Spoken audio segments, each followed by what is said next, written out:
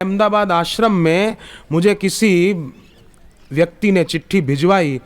उस चिट्ठी में लिखा है, एक साधिका बहन ने अपना अनुभव, पूनम व्रतधारी। मैं बिहार से, मैं लेकर आया साथ में वो भी चिट्ठी। मैं बिहार से आई हूँ अहमदाबाद, आज सुबह की बात है। मैं बिहार से आई हूँ, एक दिन अचानक मेरी आंखों की रोशनी चली गई। घर वालों को दुख हुआ, मुझे भी दुख हुआ।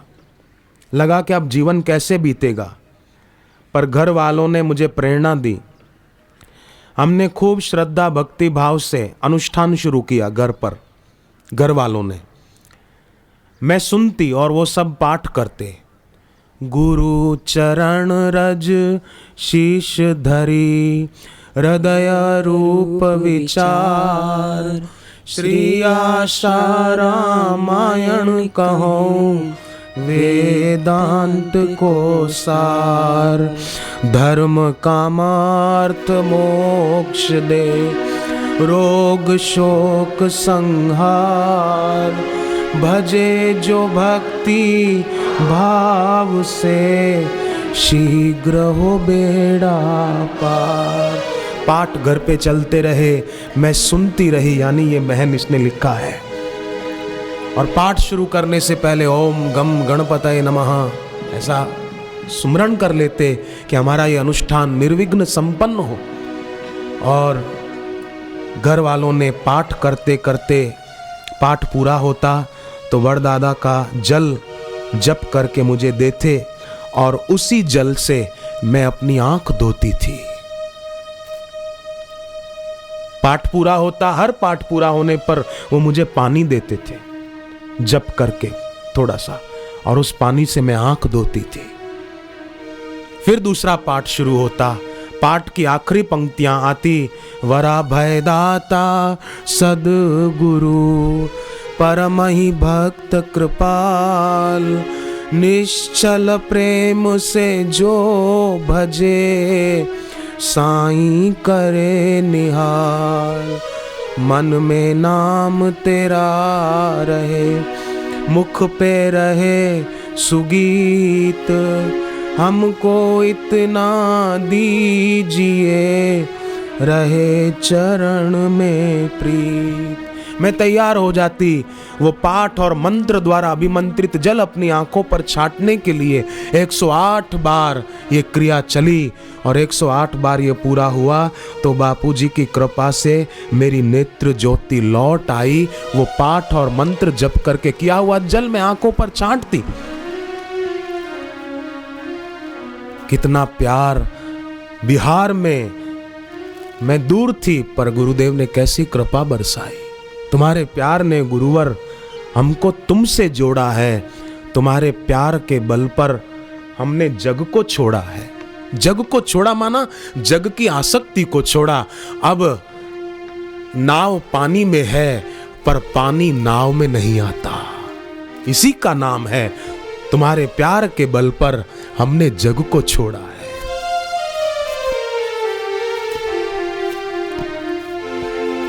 तुम्हारे प्यार ने गुरुवर हमको तुमसे जोड़ा है। तुम्हारे प्यार ने गुरुवर हमको तुमसे जोड़ा है। तुम्हारे प्यार ने गुरुवर हमको तुमसे जोड़ा है। तुम्हारे प्यार ने गुरुवर हमको तुमसे जोड़ा है। तुम्हारे प्यार के बल पर हमने जग को छोड़ा है। तुम्हारे प्यार के बल पर हमने जग को छोड़ा है। तुम्हारे प्यार के बल पर हमने जग को छोड़ा है। तुम्हारे प्यार के बल पर हमने जग को छोड़ा है।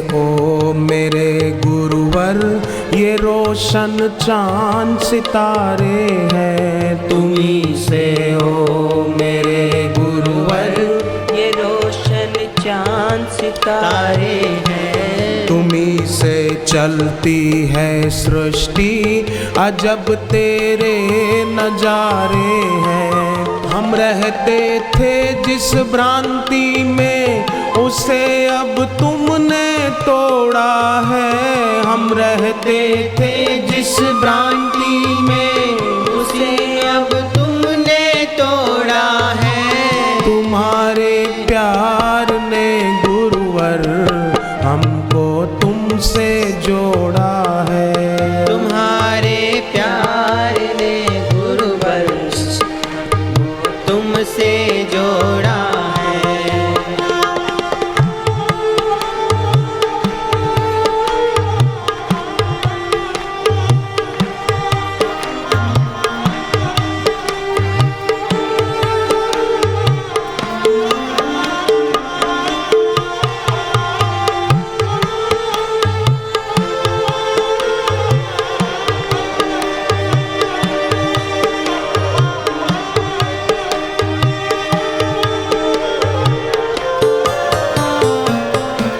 तुम्ही तीरथ हो मंदिर हो तुम्ही हो मेरी बंदगी। तुम्ही तीरथ हो मंदिर हो तुम्ही हो मेरी बंदगी। तुम्ही धड़कन हमारी हो तुम्ही हो मेरी जिंदगी। तुम्ही धड़कन हमारी हो तुम्ही हो मेरी जिंदगी। तेरी करुणा ने ही गुरुवर हमें खुशियों से जोड़ा है। तेरी करुणा ने ही गुरुवर हमें खुशियों से जोड़ा है। तुम्हारे प्यार ने गुरुवर हमको तुमसे जोड़ा है। तुम्हारे प्यार ने गुरुवर हमको तुमसे जोड़ा है।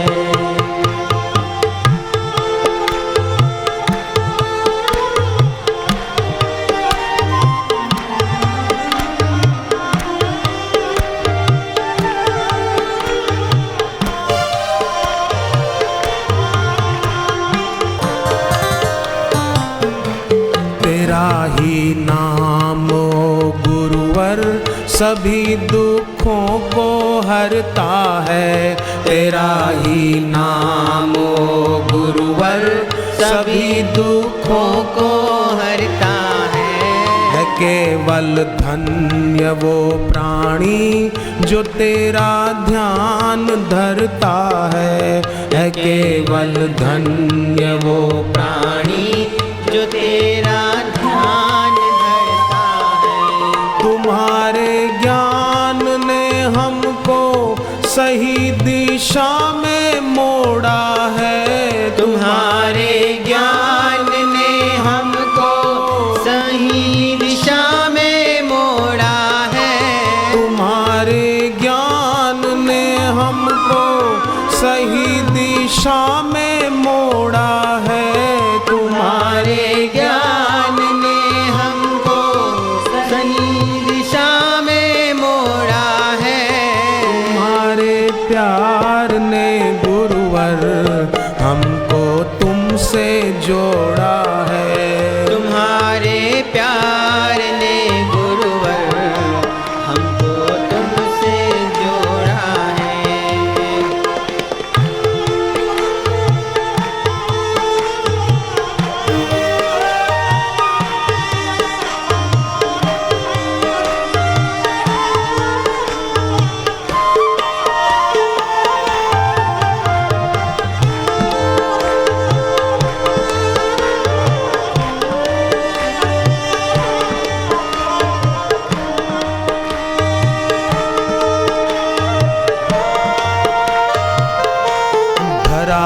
पर तुमने यूं आकर बड़ा उपकार किया है, धरा पर तुमने यूं आकर बड़ा उपकार किया है। ईश्वर होकर भी तुमने बापू का रूप लिया है, ईश्वर होकर भी तुमने बापू का रूप लिया है। तेरी लीला के वर्णन में जो कहूँ वो थोड़ा है, तेरी लीला के वर्णन में जो कहूँ वो थोड़ा है। तुम्हारे प्यार ने गुरुवर हमको तुमसे जोड़ा है, तुम्हारे प्यार ने गुरुवर हमको तुमसे जोड़ा है। तुम्हारे प्यार के बल पर हमने जग को छोड़ा है। तुम्हारे प्यार के बल पर हमने जग को छोड़ा है। ऋषि, ऐसे परम ऋषि, ब्रह्म ऋषि, देव ऋषि की शरण में हम आए हैं। लोक हित के लिए सुबह अहमदाबाद तो फिर अभी यहाँ मुंबई में स्वयं अचल पद में आसीन है। जीवन मुक्त सद्गुरु सदा ही अपने स्वरूप ज्ञान से युक्त रहते हैं। ये स्वयं ज्ञान स्वरूप ही होते हैं। ब्रह्मानंदम परम सुखदम केवलम ज्ञान मूर्ति, और अपने ज्ञान के द्वारा दूसरों को भी आत्मतुष्टि का अनुभव कराते हैं।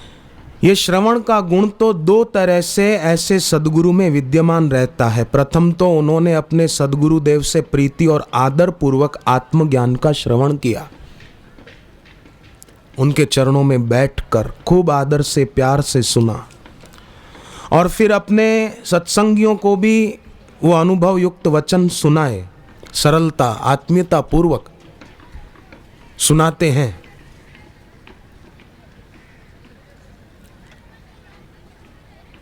और श्रवण का दूसरा अर्थ कि सदा अद्वैत में स्थित होते हुए भी शिष्य की करुण प्रार्थना सुनने में उनको संकोच नहीं होता, बड़ी वात्सल्यता पूर्वक सुनते हैं।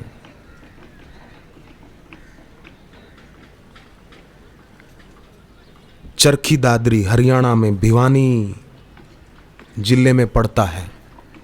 वहाँ एक सज्जन ने हमको बताया, संजय भाई उसका नाम, उनकी पत्नी ने 10 जून 2003 को एक बच्चे को जन्म दिया।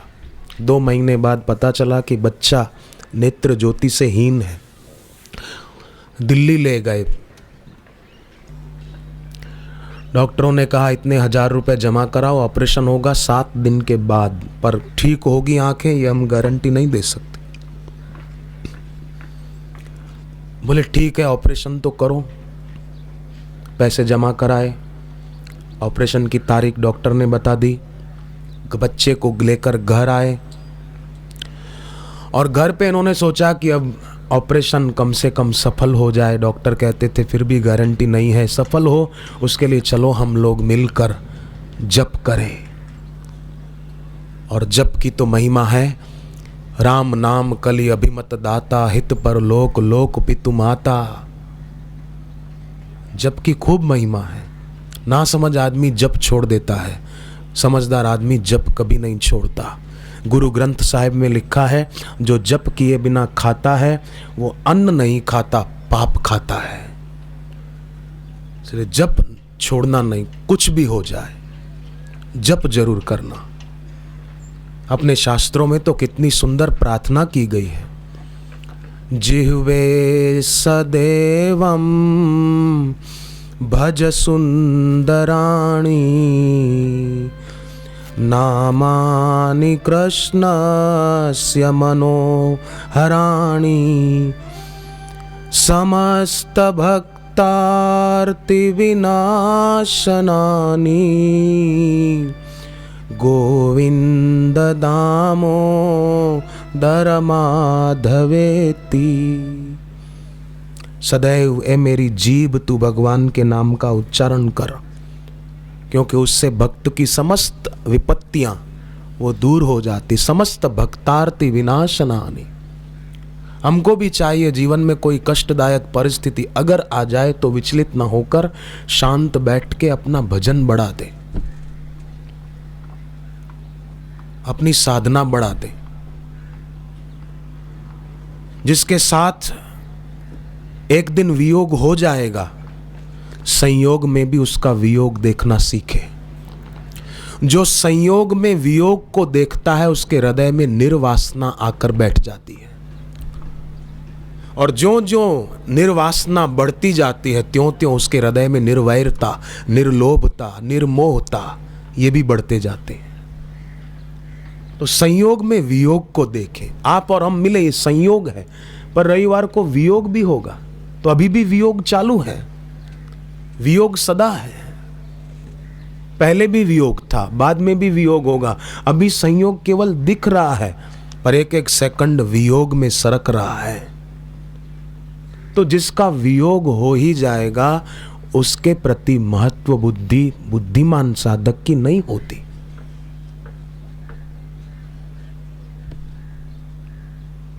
साधक की महत्व बुद्धि उसके प्रति होती है जिसका कभी वियोग नहीं होता, जिसका सदैव नित्य योग है।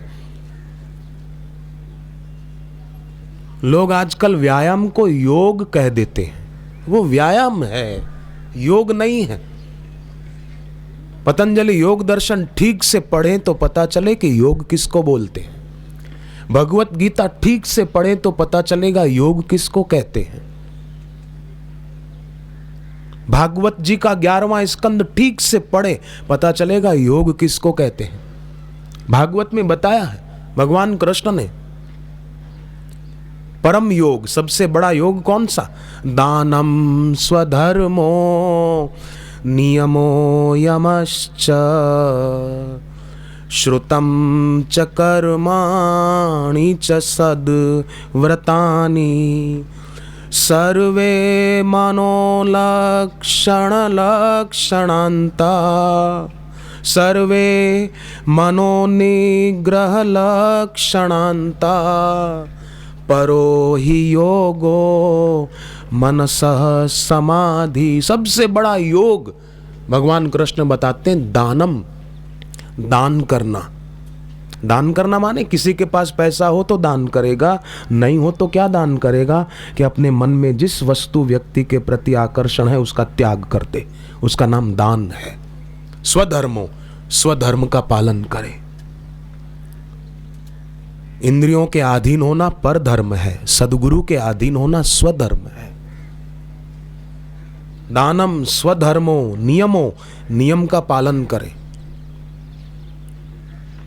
यमश्च, यम नियम पाले। श्रुतम च कर्माणि, श्रुत वेद ने जो कहा है उसका पालन करे, वैसे कर्म करे। श्रुतम च कर्माणि च सद्व्रतानि, अपने जीवन में व्रत रखे और उसको ठीक से निभाए। अच्छी बातों को केवल दिमाग में संग्रह करके रखना ये कोई बड़ी बात नहीं है, वो तो सपने जैसी बात हो गई। सपने में अच्छी बात देखी, उसका क्या फल? ठीक, थोड़ा बहुत कोई बाह्य हो भी जाए तो भी क्या, आखिर क्या? हृदय का भाव कृत्य नहीं बनता तो भाव किस काम का? हृदय में जो भाव है वो कृत्य बन जाए, कर्म बन जाए, क्रियान्वित हो जाए। शबरी के हृदय में भगवान के लिए, गुरु के लिए भाव था, वो भाव कृत्य बन गया। विवेकानंद के हृदय में अपने सदगुरु के लिए भाव था, वो कृत्य बन गया। भाई लहणा के दिल में गुरु नानक देव जी के लिए भाव था, वो कृत्य बन गया। और भाई लहणा गुरु अंगद देव सिख धर्म के दूसरे गुरु बन गए। भाव कृत्य बन जाए, भाव क्रिया में आ जाए। मैं तो गुरु जी को मानता हूं, मेरी बहुत श्रद्धा है, पर श्रद्धा कृत्य बने, भाव कृत्य बन जाए। ये भाव हृदय में जो है, ऐसा जो कृत्य में, कर्म में आ गया, वो बड़ा कल्याण करने वाला है।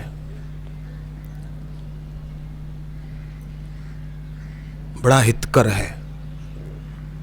नहीं तो जीवन दो कौड़ी का है। उस सेठ की बात बताई थी, डूब रहा था और एक आदमी बचाने आया तो उसको 2 पैसे इनाम में दिए, तो तो उस आदमी ने कहा 2 पैसे इनाम में। संत ने कहा, गुजर रहे थे वहां से, बोले इसके जीवन की कीमत 2 पैसे ही है। 2 कौड़ी का आदमी है ये, ज्यादा कीमत नहीं इसके जीवन की, क्योंकि जीवन निरर्थक कर रहा है। पर धनभागी हैं वे जो सत्संग में बैठकर अपने समय को सार्थक कर देते हैं। वो चरखी दादरी के भक्त की बात मैं पूरी करूं। उन्होंने घर पे आकर जप अनुष्ठान शुरू कर दिया। अनुष्ठान में जप में बड़ी शक्ति है। हरी हरी गाए जा, बिगड़ी बनाए जा, बिगड़ी बन जाएगी। उसकी बिगड़ी बन गई। 7 दिन अनुष्ठान किया, जप का भी और पाठ का भी। डॉक्टर के पास गए तो डॉक्टर ने कहा अब ऑपरेशन की जरूरत नहीं है, इसको दिखाई देने लग गया है। आपने कौन सी दवाई इसकी आंख में लगाई? बोले हमने इसकी आंख में और कोई दवाई तो नहीं लगाई, पर हम उसकी तरफ देखने लग गए जो दिखता नहीं है, जो अनुभव में आता है। हवा दिखती कहां है? हवा का एहसास हो सकता है कि हवा चल रही है, उसकी कृपा दिखेगी नहीं। धरती में शक्ति है गुरुत्वाकर्षण की। वस्तु को आप उछालो, धरती खींच लेगी। धरती में कशिश है। ऐसे ही गुरु की कृपा में भी एक कशिश है, एक शक्ति है। हम यहां आए हैं इतनी संख्या में तो क्या अपने बल से आए हैं? उनकी कृपा ने हमको खींचा। धरती की शक्ति वस्तु को खींचती है, गुरु की शक्ति साधकों को खींच लाती है। और ध्यान रखना, पानी नीचे की ओर बहता है, ग्रेविटेशन, पर पानी की बाष्प बना दी जाए, उसको उबाला जाए, वो बाष्प बन जाए तो लेविटेशन, ऊंचा उठ सकता है। गुरु की कृपा में शक्ति है कि नीचा गिरता हुआ आदमी ऊंचा उठना शुरू हो जाए। कॉर्क की गेंद तुम पानी में डालो तो वो पानी में तैरेगी, पर कॉर्क की गेंद के चारों तरफ मिट्टी का लेप करके उसको पानी में डालो तो पानी के तले में जाकर बैठ जाएगी। और ज्यों-ज्यों पानी के प्रताप से गेंद की मिट्टी हटती जाएगी, त्यों-त्यों गेंद ऊपर आती जाएगी। ज्यों-ज्यों मिट्टी हटती जाएगी, गेंद ऊपर आती जाएगी। पूरी मिट्टी हट गई, गेंद पानी से ऊपर। पूरी मन की मलिनता हटी, साधक संसार में रहते हुए संसार से ऊंचा। नाव पानी में होगी, पानी नाव में नहीं होगा।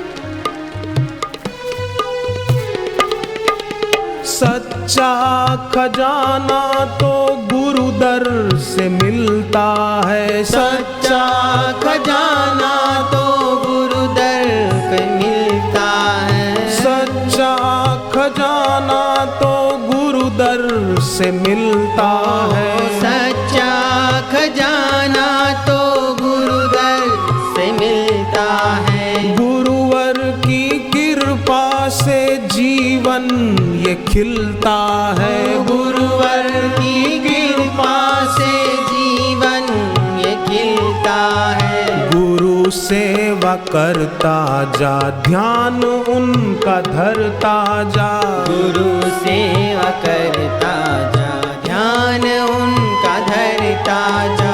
गुरु एक प्यारा है, जीवन सहारा है। गुरु एक प्यारा है, जीवन सवारा है। हरी हरी गाए जा, बिगड़ी बनाए जा।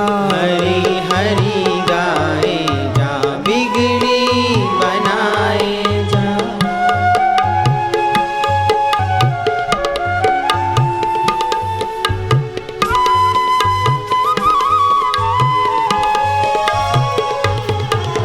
जीवन का अंधियारा मिटे गुरु ज्ञान से।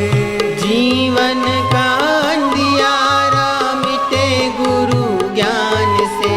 सच्ची शांति मिलती है गुरुवर के ध्यान से। सच शांति मिलती है गुरुवर के ज्ञान से। लगन तू लगाता जा, दोषों को भगाता जा। लगन तू लगाता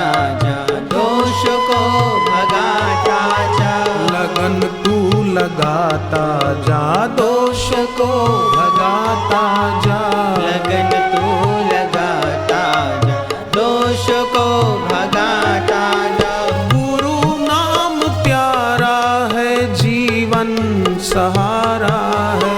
गुरु नाम प्यारा है, जीवन सहारा है। हरि हरि गाए जा, बिगड़ी बनाए जा। हरि हरि गाए जा, बिगड़ी बनाए जा।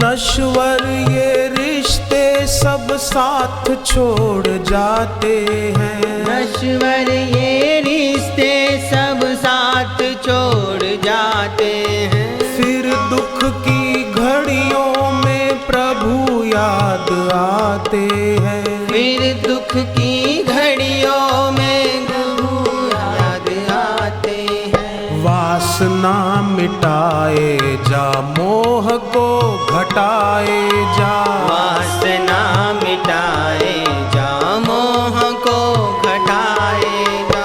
वासना मिटाए जा, मोह को घटाए जा। वासना मिटाए जा, मोह को घटाए जा। गुरु नाम प्यारा है, जीवन सहारा है। गुरु नाम प्यारा है, जीवन सहारा है। हरि हरि गाए जा, बिगड़ी बनाए जा। हरि हरि गाए जा, बिगड़ी बनाए जा।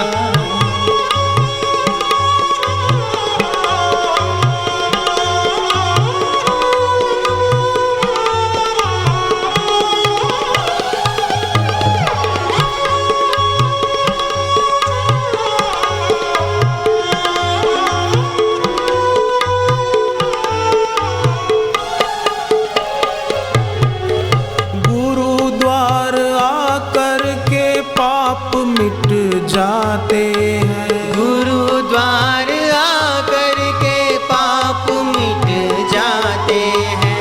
गुरुवाणी से सारे बंधन कट जाते हैं। गुरुवाणी से सारे बंधन कट जाते हैं। प्रीत को बढ़ाता जा, सच्ची शांति पाता जा।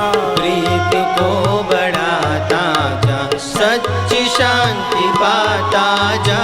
गुरुद्वार प्यारा है, मुक्ति का द्वारा है। गुरुद्वार प्यारा है, मुक्ति का द्वारा है। हरि हरि गाए जा, बिगड़ी बनाए जा। हरि हरि गाए जा, बिगड़ी बनाए जा। तो नाम जप से असाध्य भी साध्य हो जाता है। अभिष्ट दो हम, अभिष्ट सिद्ध हो जाता है।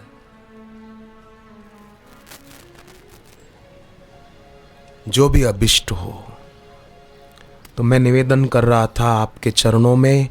बाहर से तो हम गुरु चरणों में आते हैं, प्यास भी है, लगन भी है। अब भीतर से भी आएं और उसके लिए कुछ बातें हमने सुनी। अब सातवीं बात ये ध्यान में रखें, हृदय से जो सदगुरु के निकट आना चाहते हो, सातवीं बात ये कि जीवन में तृष्णा से, इच्छा से मुक्त होना सीखें। सातवीं बात, तृष्णा का एक अर्थ है भविष्य। सभी तृष्णाएं, वासनाएं भविष्य में होती है।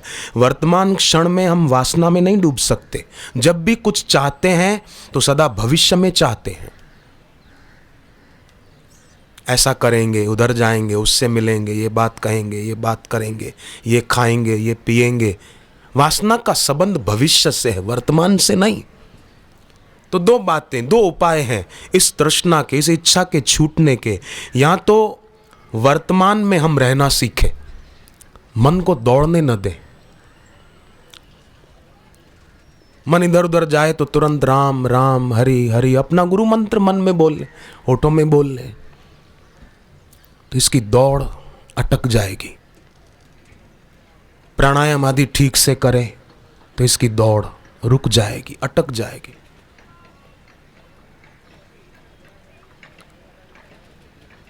जीवनी शक्ति विकसित हो ऐसा कुछ करें, प्राण शक्ति विकसित हो ऐसा कुछ करें।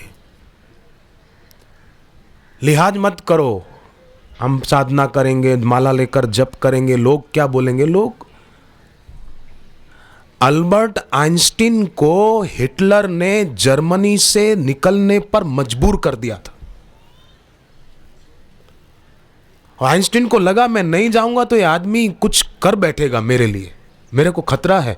आइंस्टीन जर्मनी को छोड़कर अमेरिका पहुंच गए, और जब वो अमेरिका पहुंचे तब आइंस्टीन को पता चला कि हिटलर ने जर्मनी में 100 वैज्ञानिक तैयार किए हैं। किस लिए तैयार किए हैं? कि आइंस्टीन की जितनी भी खोजें हैं वो झूठी साबित करने के लिए हिटलर ने 100 वैज्ञानिक खड़े किए हैं कि इसकी हर खोज गलत है। ये बात सुनकर आइंस्टीन खूब जोर से हंसे और उन्होंने लोगों को कहा कि अगर मैं गलत हूं ना तो एक विज्ञानी भी काफी है मेरी खोज को गलत साबित करने के लिए, और अगर मैं सही हूं तो दुनिया भर के विज्ञानी मिलकर भी मेरी खोज को गलत साबित नहीं कर सकते। और आइंस्टीन की खोज को हिटलर के 100 विज्ञानी गलत साबित नहीं कर सके, उनको हार माननी पड़ी और आइंस्टीन की जीत हुई। सही, अगर हम सही मार्ग पर हैं, ये भक्ति का मार्ग सही मार्ग है, ये सत्संग का, साधना का मार्ग कल्याणकारी मार्ग है। फिर कोई कुछ कहे तो आप डरो नहीं, अटको नहीं। मीरा को कितना लोग बोलते थे, मीरा कहाँ अटकी। मीरा कहती थी कि तुम मुझे ना समझ कह रहे हो, मैं कीर्तन करती हूं, जप करती हूं, तुम मेरा नृत्य तो देख रहे हो, पर मैं किसको देखकर नाच रही हूं वो तुमको कहां दिखाई देता है। तुम मुझे ना समझ मान रहे हो, मैं तुमको ना समझ मानती हूं। कि कचरे के ढेर पर बैठे हो, क्या मिलेगा तुमको कचरे के ढेर पर बैठकर कुछ ढूंढने से? गंदगी के ढेर पर तुम कुछ खोज रहे हो, क्या मिलेगा? बदबू मिलेगी, समय नष्ट होगा, शरीर रोगी हो जाएगा। इससे तो वे धनभागी हैं जो सत्संग में आकर शांत बैठते हैं। ये परो ही योगो मनसः समाधि, परम योग है। इससे बड़ा योग कौन सा? भगवान कृष्ण कहते हैं परो ही योगो, सबसे बड़ा योग है ये। वो योग करने के लिए हम यहां आकर बैठे हैं। तो वर्तमान में हम रहें तो चाह छूट जाए। प्राणायाम साधना जब तब ठीक से करें, चाह छूट जाए। वर्तमान और वासना का संबंध ही नहीं है। वर्तमान में रहे, मन दौड़ा भविष्य में तो फिर गड़बड़ होगी। तृष्णा का अर्थ यही है कि जीवन को कल में खोज रहे हैं। आंखें कल पर खड़ी है, जो आज है वो दिख नहीं रहा, जो वर्तमान में है वो दिख नहीं रहा, उसका अनुभव भी नहीं हो रहा, उसमें प्रीति भी नहीं हो रही। बस रात गंवाई सोए के, दिवस गंवायो खाए, हीरा जन्म अमोल यह कौड़ी बदले जाए।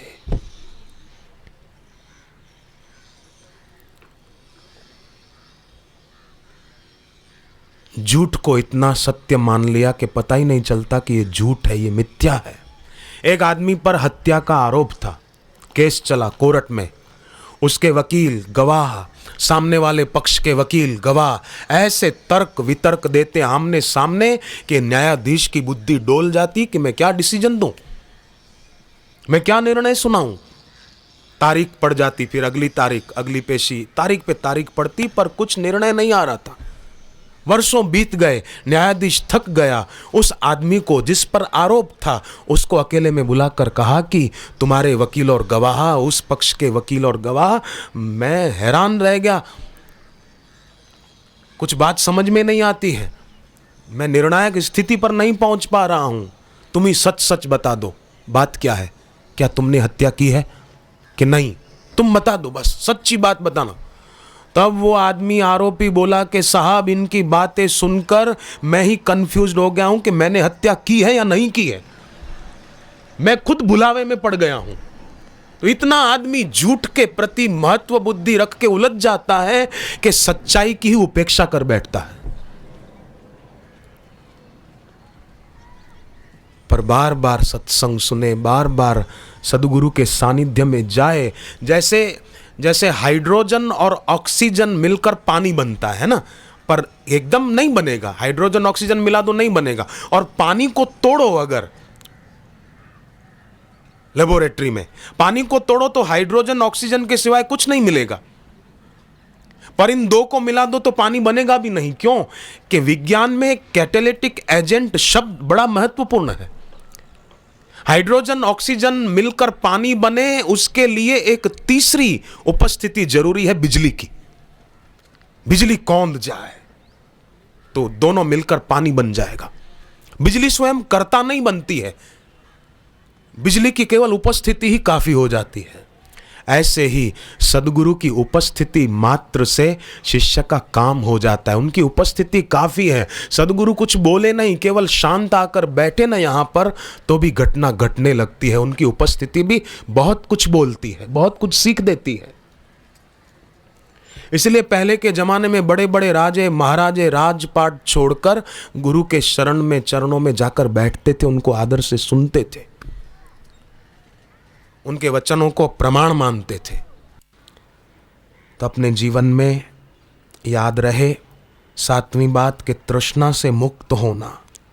वासना एक ऐसा बीज है, उससे दुख रूपी वृक्ष तैयार हो जाता है। धनुष पर तीर चढ़ाकर उसको छोड़ दो तो वो लौटाया नहीं जा सकता। बीज बो दिया तो दुख रूपी वृक्ष तैयार होगा ही। भर्जनम भव बीजानाम अर्जनम सुख संपदाम तर्जनम यमदूतानाम राम रामेति गर्जनम। नाम की गर्जना करें, जप करें, कैसी भी परिस्थिति आ जाए डरे नहीं। अपितु ये सोचें कोई बात नहीं, विकट परिस्थिति आई है, थोड़ा स्वास्थ्य बिगड़ा है, थोड़ा आर्थिक कुछ बिगड़ा है, कोई बात नहीं। सूरज अस्त हो जाता है तो सदा के लिए अस्त नहीं हो जाता, सुबह उदय होने के लिए ही अस्त होता है। रात को अंधेरा हो जाता है तो सदा के लिए नहीं हो जाता, सुबह उजाला होगा। बादल सूर्य के आड़े आ जाते हैं तो कोई सूर्य अस्त नहीं हो गया। बादल आए, थोड़ी हवा चलेगी, बादल बिखर जाएंगे, सूर्य दिखेगा। डरना क्यों?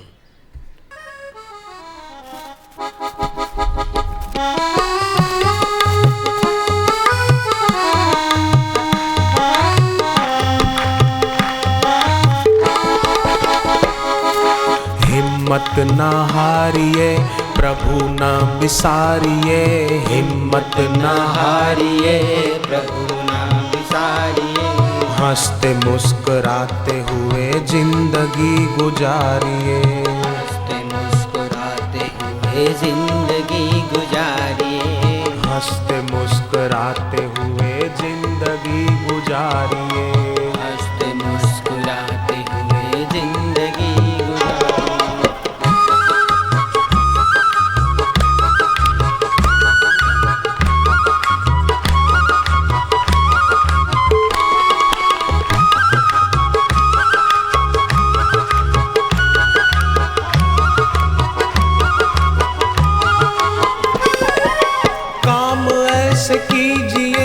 जिनसे हो सबका भला, काम ऐसे कीजिए कि जिनसे हो सबका भला। बातें ऐसी कीजिए जिनमें हो अमृत भरा, बात ऐसी कीजिए कि जिनमें हो अमृत भरा। मीठी बोली बोल सबको प्रेम से पुकारिए, मीठी बोली बोल सबको प्रेम से पुकारिए। कड़वे बोल बोल के न जिंदगी बिगाड़िए, कड़वे बोल बोल के न जिंदगी बिगाड़िए। हंसते मुस्कुराते हुए जिंदगी गुजारिए, हंसते मुस्कुराते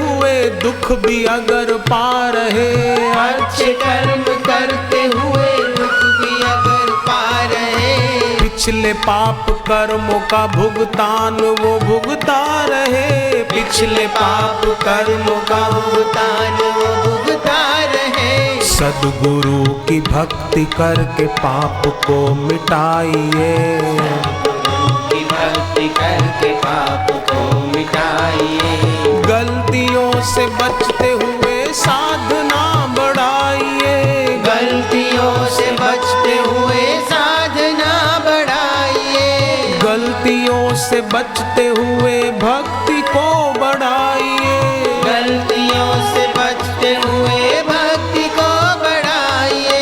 हिम्मत न हार, हिम्मत न हार, बापू तेरे साथ प्यारे, हिम्मत न हार, हिम्मत न हार, हिम्मत न हार, बापू तेरे साथ प्यारे, हिम्मत न हार।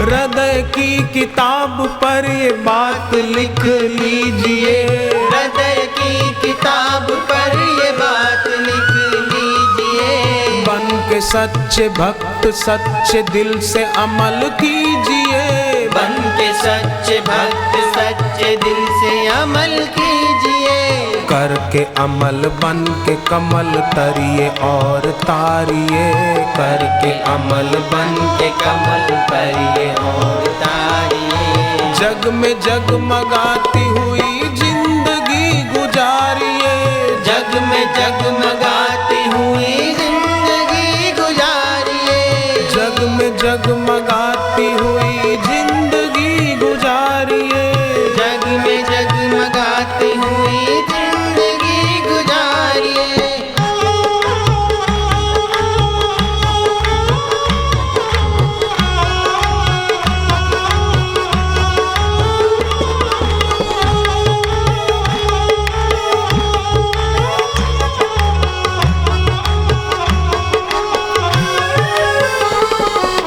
मुश्किलों मुसीबतों का करना है जो खात्मा, मुश्किलों मुसीबतों का करना है जो खात्मा, हर समय कहना तेरा शुक्र है परमात्मा, हर समय कहना तेरा शुक्र है परमात्मा, फरियादें करके अपना हाल ना बिगाड़िए, फरियादें करके अपना हाल ना बिगाड़िए, जैसे प्रभु राखे वैसे जिंदगी गुजारिए, जैसे प्रभु राखे वैसे जिंदगी गुजारिए, हिम्मत न हार, हिम्मत न हार, बापू तेरे साथ प्यारे, हिम्मत न हार, हिम्मत न हार, हिम्मत न हार, बाप तेरे साथ प्यारे, हिम्मत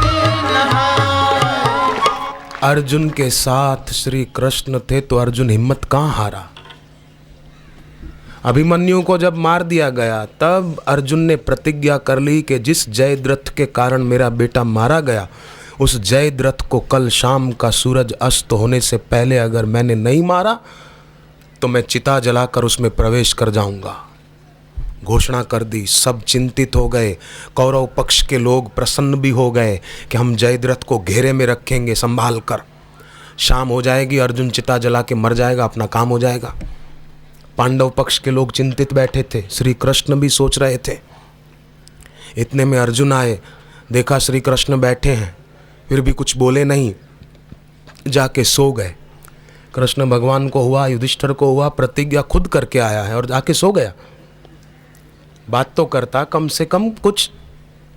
सुबह हुई, अर्जुन ने उठकर स्वस्थ होकर स्नान आदि से निवृत्त होकर श्री कृष्ण को प्रणाम किया।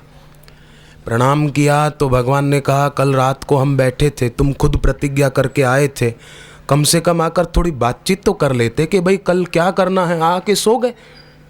अर्जुन ने कहा कि जब मैंने देखा आप बैठे हो, जाग रहे हो, तो फिर मुझे जागने की क्या जरूरत है, मैं सो गया।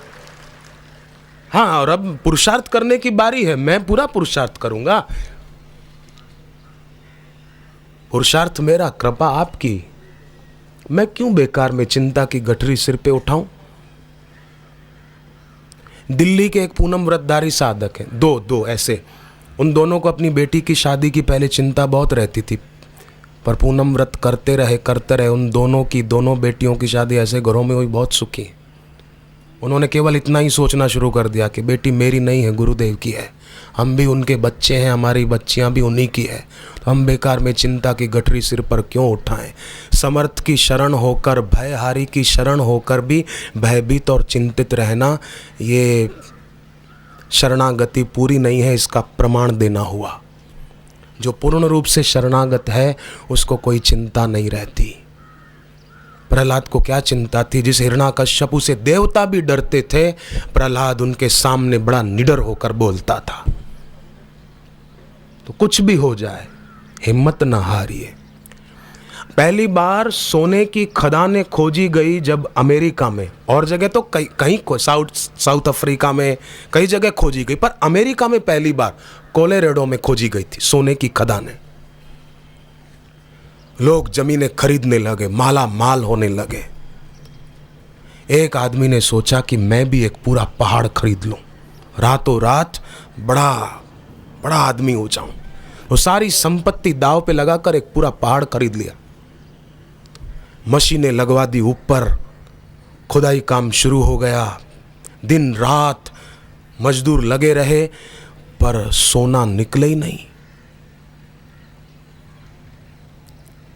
बेचारा गाने लगा, मेरे देश की धरती सोना उगले उगले हीरे मोती, यहां तो मिट्टी उगले अमेरिका में, क्या करूं क्या करूं। दिवाला निकल गया उसका बेचारे का, सोना नहीं निकला। अब इतने पैसे भी नहीं बचे कि मशीनें ऊपर से नीचे उतरवाए मजदूरों से, इतना कंगाल हो गया।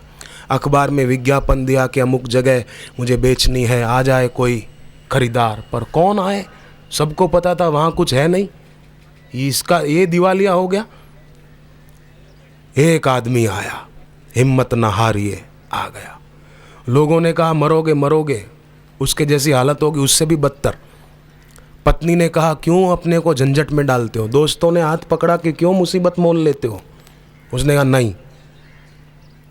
वो पहाड़ खरीद लिया मशीनों सहित, पैसे उसको दे दिए। 1 फुट, केवल 1 फुट मिट्टी की परत मशीनों द्वारा हटवाई और नीचे सोना ही सोना मिल गया। फिर वो आया कि नहीं मुझे मेरी जमीन लौटा दो। अरे बोले जा, क्या लौटा दे, हमने खरीद ली, हमारी हो गई। केवल 1 फुट परत हटाई, नीचे गए, सोना मिल गया। लोग जल्दी निराश हो जाते हैं, हिम्मत हार जाते हैं। एक किसान के खेत में पानी की सुविधा नहीं थी, बड़ी तकलीफ थी। एक संत गुजर रहे थे, उनको कहा बाबा मेरे खेत में पानी नहीं है, आप आशीर्वाद दो, जगह बताओ कहाँ कुआं खुदवाऊं ताकि पानी मिले, खेती हो, मैं कुछ कमा सकूं। तो संत ने एक जगह बता दी कि यहाँ करना, 100 फुट कर लेना, पानी आ जाएगा। बोले 100 फुट में आ जाएगा? बोले आ जाएगा। थोड़े दिन बीते, उसने 100 फुट तो क्या 150 फुट खोदा, पर पानी नहीं मिला।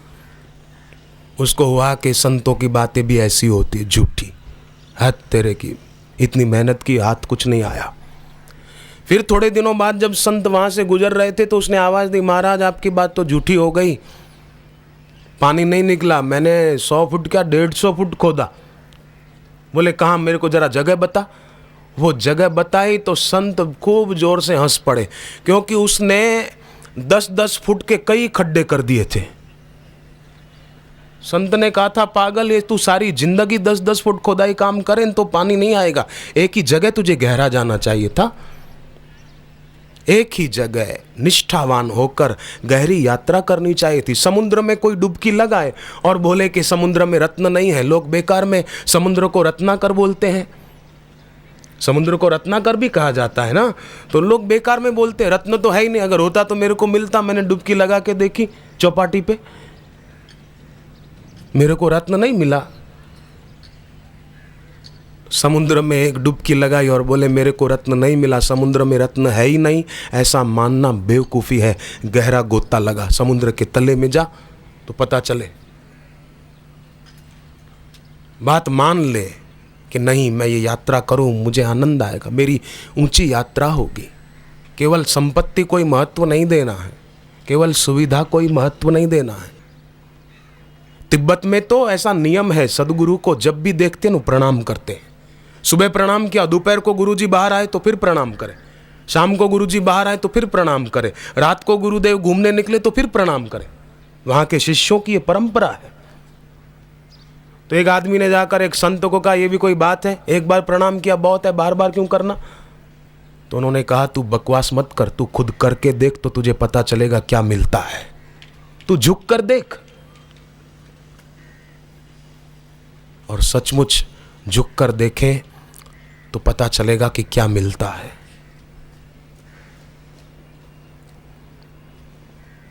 जब झुकते हैं ना तो फिर सुखद और दुखद परिस्थिति के प्रति उपेक्षा आने लगती है। भूत और भविष्य का चिंतन छूट जाता है, वर्तमान में मन ठहर जाता है। हृदय के अनजले दिए जलने लगते हैं, हृदय की वीणा के तार झंकृत होने लगते हैं।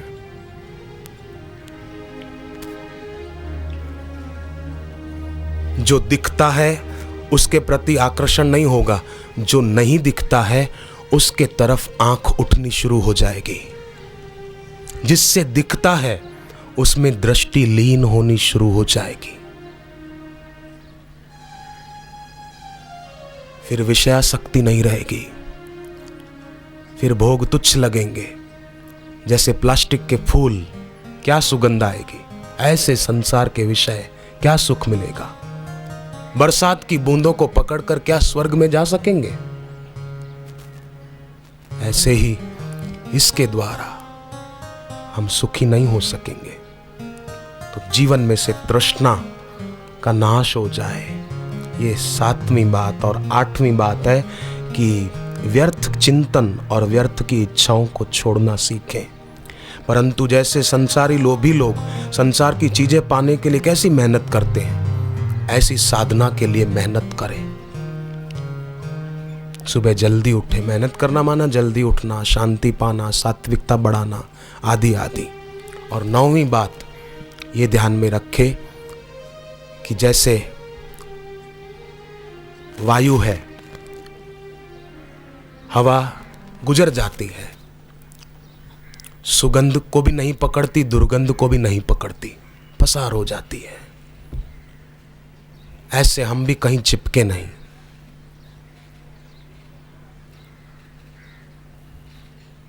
अग्नि को देखो, अग्नि में कोई घी की आहुति डाले तो भी वाह वाह, और अग्नि में कोई कचरा डालता है जलाने के लिए तो भी वाह वाह। अग्नि विरोध नहीं करती, मैं कचरा नहीं जलाऊंगी, डाल दे, कचरा भी जल जाएगा, घी भी स्वाहा हो जाएगा। और अग्नि मुर्दे को भी तो जला देती है। आकाश में अच्छा शब्द बोलो तो क्या आकाश फूलता है? बहुत अच्छा, बहुत अच्छा नहीं। गंदा शब्द बोलो तो कुछ नहीं। तो आकाश, अग्नि, वायु, जल, पानी में फूल बहाव तो क्या और कचरा बहाव तो क्या, पानी विरोध नहीं करता। पृथ्वी की सुबह पूजा करो तो क्या, विष्णु पत्नी नमस्तुभ्यम पाद स्पर्शम क्षमस्व में, ऐसी पूजा करो तो क्या। और कोई सुबह उठकर कुछ और शब्द बोले धरती पर खड़ा रहकर तो धरती विरोध नहीं करती है। समता, शांति, मुदिता, प्रसन्नता। तो हम हमारे मन में भी देखें, हमारा शरीर भी इन्हीं 5 भूतों का बना है, तो हम भी इन 5 तत्वों की तरह शांत सम रहे तो अच्छा होगा। उसके लिए जीवन रसायन पुस्तक पढ़े, ईश्वर की ओर पुस्तक पढ़े। ईश्वर की ओर पुस्तक पढ़ने से तो एक आदमी का अनिद्रा का रोग दूर हो गया। उसको नींद नहीं आती थी, पर वो पढ़ी श्रद्धा से, अनिद्रा का रोग दूर हो गया, अब वो स्वस्थ है। फिर उसने कई किताबें वो मंगाकर दूसरे लोगों को भी अपनी तरफ से बांटी कि आप लोग भी पढ़ो ये। तो हम ऐसे समर्थ ब्रह्म ऋषि देव ऋषि की शरण में आए हैं। इन महापुरुषों में सत्य कैसा ओतप्रोत होता है ये बात तो वर्णनातीत है, वर्णन नहीं हो सकता। फिर भी हम अगर सोचें तो जिनके लिए सारा जगत मिथ्या है, फिर भी जगत को सच्चा मानने वाले मनुष्य को ऐसे सरल ढंग से सत्य समझाते हैं कि उसके दिल दिमाग में बात बैठ जाए और वो चल पड़े ईश्वर प्राप्ति के लिए, साधना करने लग जाए। सत्य ओतप्रोत होता है। तप, इनकी तप में स्वाभाविक ही रुचि होती है। सर्व कल्याणार्थ ये समाज की वस्तुओं को समाज के उपयोग में ही लगा देते हैं। त्रिगुणातीत होते हुए भी पर दुख कातरतावश स्वयं कष्ट सहकर भी शिष्यों को तार देते हैं, ज्ञान देते हैं, नामदान देते हैं, सच्ची विद्या देते हैं। उनके उपकार का बदला कोई भी चुका नहीं सकता। कोई नहीं दुनिया में गुरु सम महादानी, जो प्यार भी करते हैं और पार भी करते हैं।